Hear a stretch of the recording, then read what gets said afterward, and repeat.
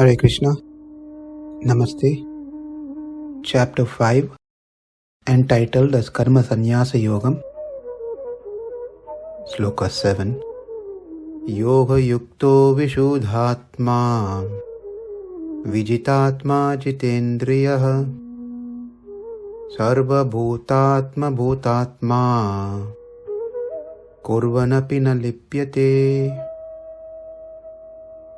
In the last session, we saw that as per Advaita philosophy, there are no differences that can be applied to the absolute truth, Brahman. It's not accepted. The differences that we see in the world or generally falls into three categories. They are sajatiya bheda, vijatiya bheda, swagata bheda. Bheda means difference.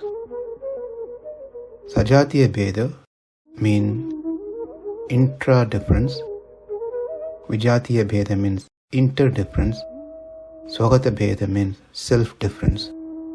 Let's understand this with an example, with some examples. Sajatiya bheda means of same jati. Take an example of trees. There could be mango tree, banyan tree, and many other different trees. But they all belong to the same family, tree family. Therefore, it is called intra-difference, sajatiya bheda. Vijatiya bheda means inter-difference, a tree and mountain. It's not same. They are two different entities. That's the difference. Swagata bheda means self-difference, which is differences within itself. Taking the tree as an example, within tree, we see branches, leaves, flowers, fruits, etc. They're all part of the tree, but they are not the same. They are not same as tree. It has differences within the tree. So these are the three differences we generally see in the world, anything that we take. Trivida Rahita Vedam. As per Shankaracharya, the Brahman does not have any of these differences. He rejected all these three differences.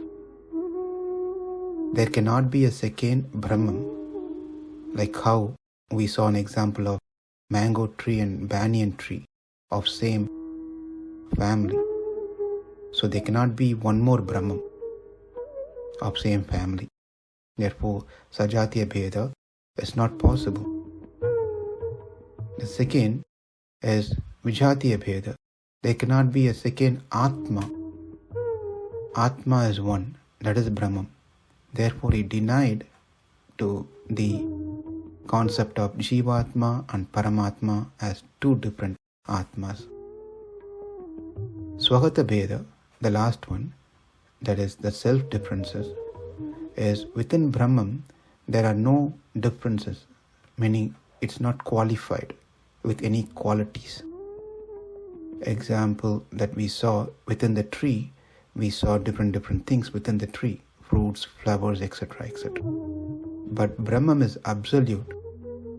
It is just jnana. Therefore, one cannot define that Brahman with qualities. So, no qualities, no form, it doesn't have a place, it doesn't have a period, it doesn't have a name. Nothing can be explained about that absolute Brahman. Therefore, it's called anirvachaniyam. Anirvachaniyam means that which cannot be explained or qualified. Anirvachaniyam. The reason he says that it cannot be explained, because if he does, then he has to agree, he meaning Shankaracharya, has to agree to the differences, Swagata bheda. If the Brahman can be qualified, then one has to agree to the differences within the Brahman, that he has name, form, qualities, etc. when he agrees to the differences, that means it's no more one, and it defeats the Advaita philosophy, non-dualism concept. Therefore, as per Advaitam, all these differences are denied. But the way that these three are understood, as per majority of the Vaishnava Siddhanta, Sajatiya Bheda, intra-differences, it is true there cannot be a second Brahman. God is one. That's been accepted. There cannot be a second God. Brahman is one. That is how we also saw from that Sloka, the 12th Sloka of 2nd chapter, Aham. And the Vijatiya Bhedam, interdifference, is understood by Tvam, you, which mentioned in that same Sloka, tells clearly there is a second Atma, and that second Atma is not just one.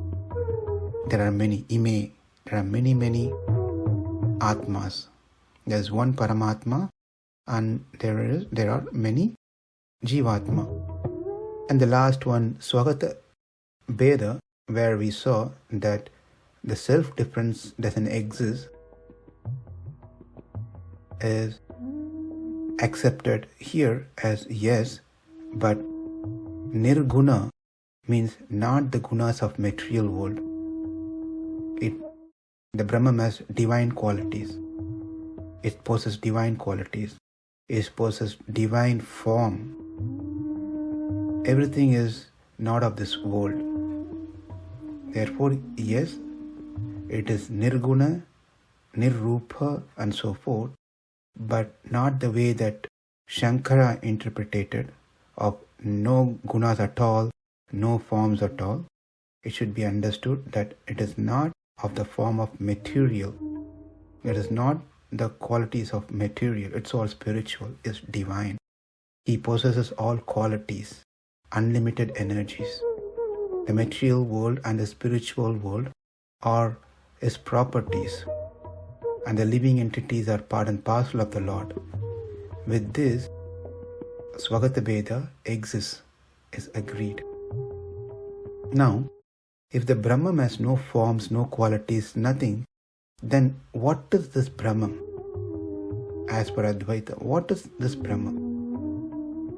It is stated that Brahman is nothing other than Jnana. It's Jnanamaya, a block of knowledge. That's all.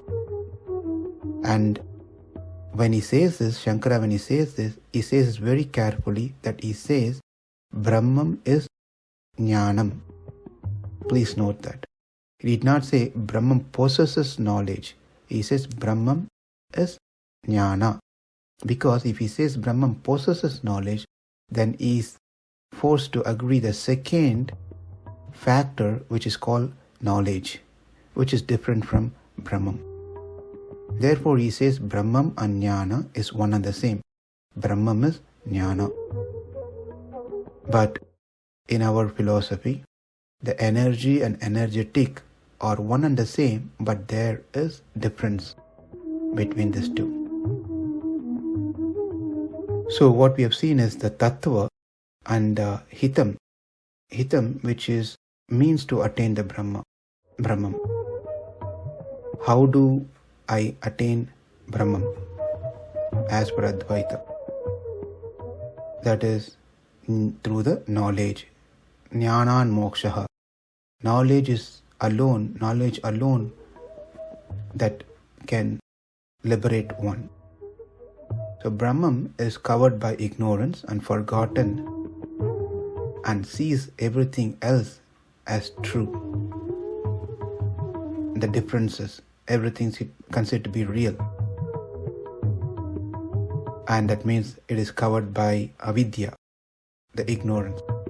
The moment that I realize I am not many, the difference around me are all illusory, and the self alone is true, that very moment I get liberated. It is called Jivan Mukti. One is considered to be liberated, even staying within that body. This is all as per Advaita. Namaste. Hare Krishna.